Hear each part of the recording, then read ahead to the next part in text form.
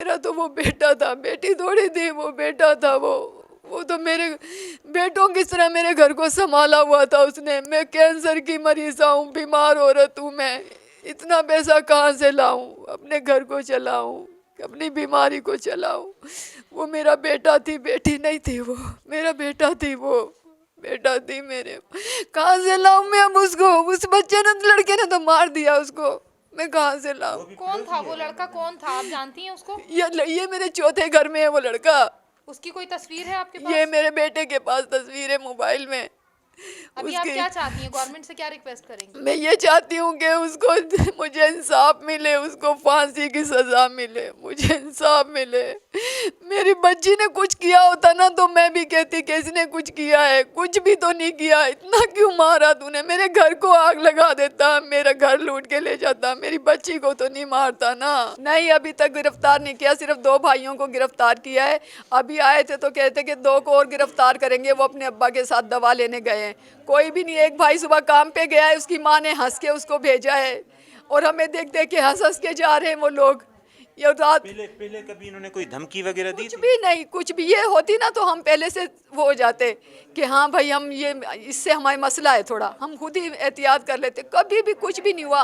कभी उस लड़के ने भी ये नहीं किया कि हमारे दरवाजे पे कोई रिएक्शन दे के जा रहा है, ये कोई गाली दे के जा रहा है, हम एहतियात करें उससे, या मेरी बच्ची को ही कहीं पकड़ के उसने कुछ कहा है।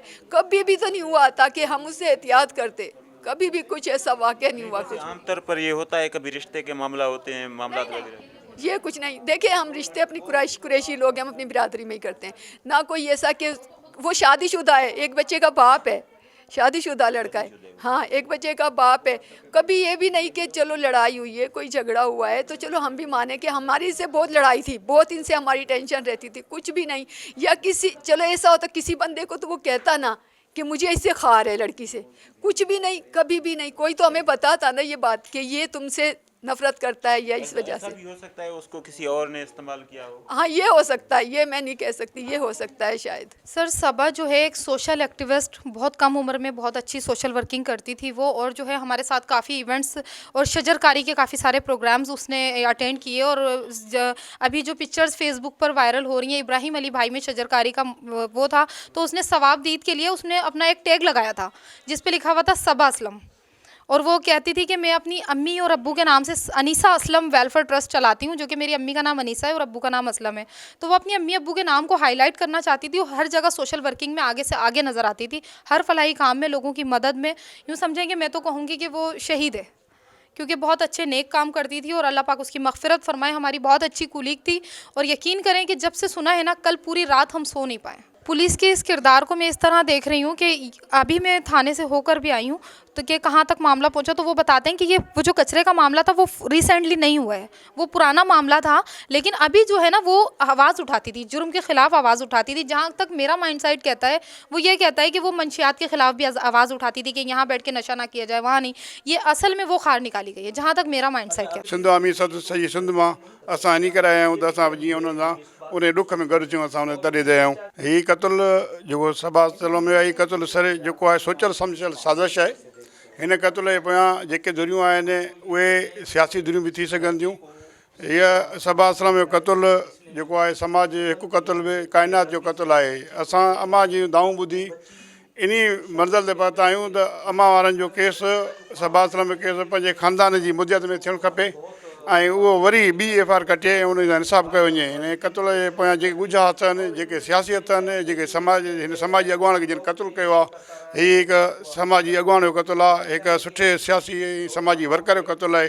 हिन जे पोयां जेको ॻुझा हथ आहिनि उहे बिज़ार कया वञनि ऐं उन क़ातिल खे गिरफ़्तार करे उनखे फांसी ॾिनी वञे। सबा तमामु हिकिड़ी सोशल वर्कर छोकिरी हुई ऐं इलाइक़े वासियुनि लाइ बि बहितरी जा कमु कराए पई। इहा ॻाल्हि हर कंहिंखां हज़म न थींदी आहे, छो जो हिते काफ़ी माण्हू पाण खे तुरुम ख़ान सम्झंदा हूंदा, पर ही उन्हनि खां वधतर पंहिंजा कमकार करे पई। ऐं पंहिंजी वालदा जे लाइ त हू तमामु हिकिड़ो वॾी ॻाल्हि हुई। ऐं हुन सां जेको ही जंहिं क़तलु कयो आहे उहो प्रोफेशनल आहे, हुन जी जांच कई वञे। हुन ॿिया बि खोड़ क़तलु कया हूंदा, जंहिं तरीक़े जी हुन वारदात कई आहे हू क़ातिल आहे। ऐं सबा जे माराइण में पोयां कंहिंजा हथ आहिनि, इहा पुलिस खे जेको आहे सो इंक्वायरी करणी पवंदी। कचरे वचरे जो को मसइलो न हुयो। हीअ 1 साल पहिरियों को जो पाण में मुंहमारी थी उनजो मसइलो हुयो। बहरहाल उहो बि पाण में रफ़ा दफ़ा थी वियो, फ़ैसिलो थी वियो हिननि जो, ठीकु आहे। उन जे करे इन जो को बि मसइलो न आहे। हीअ मुजरिम जंहिंमें गिरफ़्तार थींदो त पोइ असल इन जे राज़ ख़बर पवंदी त हुन कंहिंजे चवण ते कयो, कंहिंजे मक़सदु हो, हुनजो छा मक़सदु हो, कंहिंजी सियासी पार्टी या जो बि मक़सदु आहे उहो बाद में पता जॾहिं असल मुजरिम गिरफ़्तार जेसि ताणी नथो तेसि ताणी हिन अमल ते असां नथा पहुची सघूं को बि। पुलिस अञा ताईं जेको मरकज़ी जवाबदार आहे उनखे गिरफ़्तार न करे सघी आहे। उन जा 2 ॿाहिरि पुलिस हिरासत में वरिता आहिनि। मरकज़ी जवाबदार अञा ताईं आज़ादु आहे। हिन वाक़ियो अञा ताईं मुबहिम बणियल आहे। क़तल जा कारण अञा ताईं मालूम न थी सघिया आहिनि। हिननि मुतालबो कयो त IG सिंध ऐं वॾो वज़ीर सैयद मुरादरी शाह नोटिस वठे ऐं हिन मामले जे हवाले सां हिकु कमेटी जांच कमेटी जोड़े जेका घण रुखी जांच करे ऐं हिन क़तल जे पोयां जेकी मुहरक आहिनि उन्हनि खे जेको आहे ज़ाहिर कया वञनि, साम्हूं आंदा वञनि ऐं जेकी बि जवाबदार हिन में ज़ाहिर तोड़े लिकियल जेकी जवाबदार जेकी मुलवस आहिनि उन्हनि सभिनी खे गिरफ़्तार कयो वञे। कैमरामैन शामीर सां गॾु हबीब जमाली, टाइम न्यूज़, कराची।